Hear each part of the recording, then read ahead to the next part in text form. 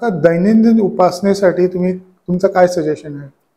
दैनंदिन उपासना करण्यासाठी स्वामींच्या मी एक नित्य उपासना पुस्तक म्हणून काढलेलं आहे. त्याच्यामध्ये तुम्ही जे दैनंदिन जे स्वामीचे तारक मंत्र आहे, गुरुस्तवन आहे, स्वामी स्तोत्र आहे, नंतर हे सिद्धमंगल स्तोत्र आहे, स्वामी अथर्व शीर्ष आहे, असे आणि अष्टोत्तर नामावलीचा अभिषेक कसा करायचा, त्याच्यानंतर होम हवन कसं करायचं, हे सगळं ह्या पुस्तकामध्ये दिलेलं आहे. जर तुम्हाला होम हवन जर करायचं असेल तर तुम्ही माझ्याशी कॉन्टॅक्ट करा. मी होम हवन करण्यासाठी कोणतेही पैसे घेत नाही. फक्त ह्या पुस्तकात ज्या काही वस्तू आणायच्या आहेत त्या वस्तू फक्त तुम्ही तुमच्या आणायच्या आहेत. बाकी मी प्रत्यक्ष तुमच्या घरी येऊन होम हवन किंवा अभिषेक कोणतेही पैसे न घेता मी करू शकतो. कारण महाराजांनी एक आज्ञा केली की निरपेक्ष सेवा कर भक्तांची. त्याच्यासाठी मी कुठेही म्हणजे तुम्ही सांगेल तुमच्या घरी येऊन मी करू शकतो.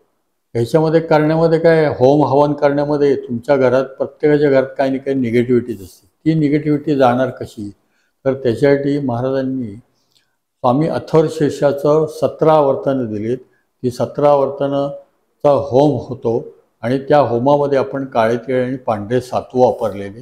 काळे तीळ अशासाठी की तुमच्या घरात जे काही पूर्वज आहेत ते खुश राहावे आणि पांढरे सातू हे देव खुश राहण्यासाठी, असं दोन्हीचं कॉम्बिनेशन आपण गाईच्या तुपामध्ये करतो. त्याच्यामध्ये आपण गाईच्या गवऱ्या, गाईचं तूप, गाईचं गोमित्र हे सगळ्या अशा पवित्र वस्तू वापरतो. त्याच्यामुळे घरामध्ये एक ऊर्जा तयार होते आणि या ऊर्जेद्वारे तुमच्या घरातली निगेटिव्हिटी निघून जाते. असा त्याचा कन्सेप्ट आहे. तो तुम्ही कधी ह्या पुस्तकामध्ये सगळी संपूर्ण माहिती दिलेली आणि हे पुस्तक बाजारात कुठेही मिळत नाही. पण इथं स्वामींच्या घरी तुम्ही कधी आलात तर तुम्हाला हे पुस्तक मी फ्रीमध्ये देऊ शकतो. आणि अगदीच तुमच्याकडे पुस्तक नसेल तर ह्याच्यात बारकोड आहे.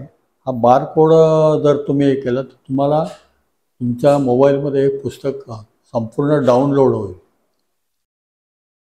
काका, devmaza.com/pdf वरती हे पुस्तक अपलोड करून ठेवलेलं आहे. जर कोणाला हवं असेल तर तिकडनं ते डाउनलोड करू शकता. काय हरकत नाही. काका, आणखीन एक सांगा की जे तुम्ही हवन सांगता त्या हवनासाठी अंदाजे काय खर्च, सामग्रीचा अंदाजे काय खर्च असतो? अंदाजे समुदाय म्हणजे ह्याला जे काय वस्तू लागतात, समिधा लागतात, गवऱ्या लागतात, गाईचं तूप लागते, ह्या गोष्टीला जास्त 300-400 रुपये खर्च येतो. फारसा असा खर्च येत नाही आणि मी तर सगळं फ्रीज देत असतो. त्याच्यामुळे काही असं हे नसतं, जास्त काही खर्च. माझी इच्छा तेवढीच आहे की प्रत्येक स्वामी भक्तांच्या घरामध्ये पॉझिटिव्हिटी यावी. हाच त्याचा कन्सेप्ट आहे किंवा उद्देश आहे.